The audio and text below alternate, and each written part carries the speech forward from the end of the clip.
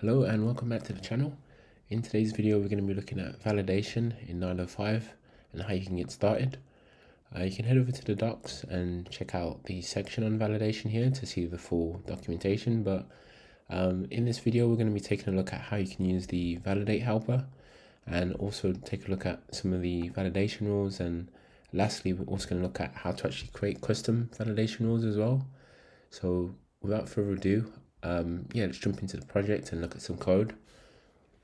So the validate helper, it has a few different parameters. You have the rules, which you provide to the validator, so it knows what to validate against. So essentially this is your key. This could be anything, so we could change this to, let's just put like email 331, and then that's later used for the data parameter here. So it will kind of reference what this key is and then check it against the data that you pass in. So if we just build and run and then click save, see what we get success because we're validating against an email. And you'll see that if we head over to the docs, you'll see that's the usage for email. So we just have to pass in email and it will just validate against that. We also have different validation rules. So we also have like URL, if it's a Boolean as well. Just take a look at that. So just put like URL and let's just pass in something like google.com and let's try that. We get success. If we pass in something invalid, so let's just pass in HTTP, you can see we get an exception thrown and it will actually display the key for which it's failed against as well. So if this was email, if we rebuild, you see, yeah, the email does not contain a valid email. We also can handle the on failure as well. This will return back an exception here in the callback. So essentially here we could actually handle the error how we wanted to. If we was to print this out, you see that we get the printout here of the actual error, and we could do some more stuff inside this closure. And if you didn't want the toast notification shown, you could actually call show alert and just set that to false, and now the actual toast message won't show. One other thing I'll show you is that you can actually join multiple validators against one key. So if you wanted a postcode to be a valid postcode but also uppercase as well, what we could do is just use the postcode UK and then also pass in the capitalized. So if we just paste that in here, and now let's just put in a postcode which isn't uppercase. So we'll try that. We should get an exception thrown, which you can see there. If I just put on the alerts again, just so it's a bit more obvious. But yeah, if I try that again, you can see it's not capitalized. But yeah, if we just make it capital like that and rebuild, you can see now we're getting success. So the next thing we'll look at is custom validation rules in Nylo. So firstly, if you go over to the docs, you'll see that we have to go to config and then validation rules in our project. So you can see lib, config, and then validation rules. And in this example, we have a new custom validation rule called simple password. And then we call this class here, which is it kind of extends the validation rule. Essentially here, this contains all the code to actually create a custom validation rule in Nylo. We could create multiple here, but in this example, we're just creating like a simple password check. So this will just check that the field is between 4 and 8 characters long, and yeah, with 1 digit.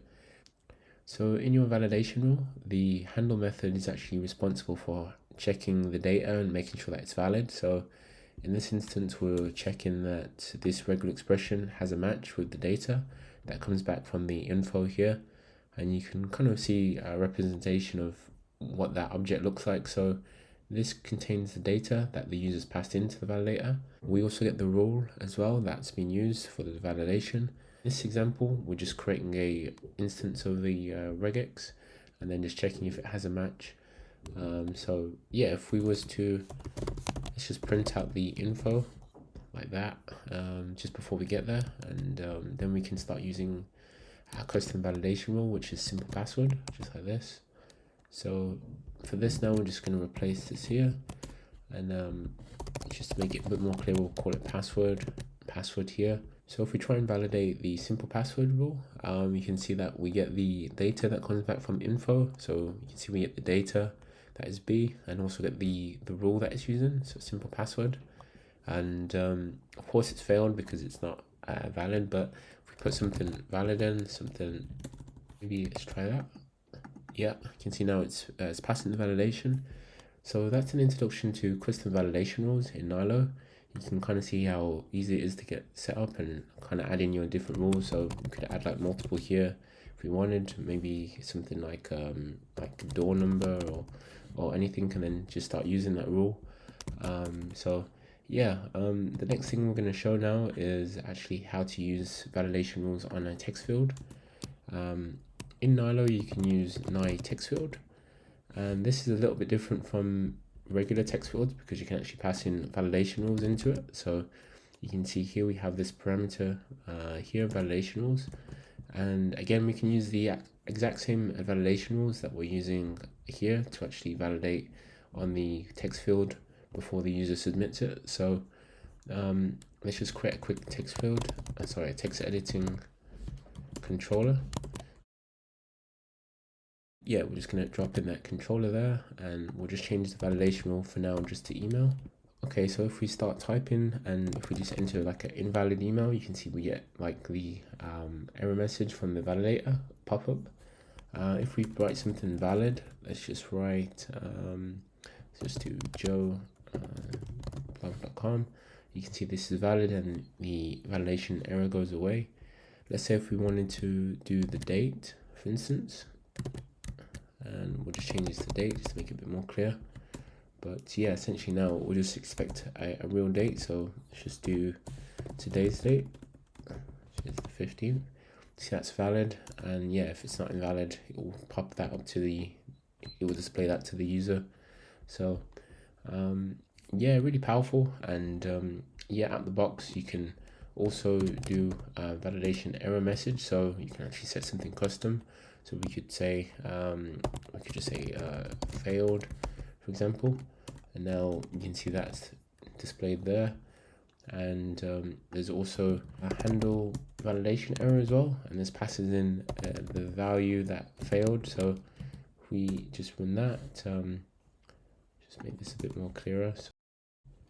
So yeah, essentially now if we was to print out the value that comes back, let's do print. You can see failed there, and yeah, if we just fail a bit more times, you can see that's been printed. But essentially in here you could provide like a callback to call a function to handle it a bit differently, maybe show like a toast notification or do something on the UI. So yeah, that's an introduction to Ny text field. So yeah, you can check out more of the docs on the website here to learn more. If you're new to Nylo, definitely give it a try, and I'll see you guys in the next one.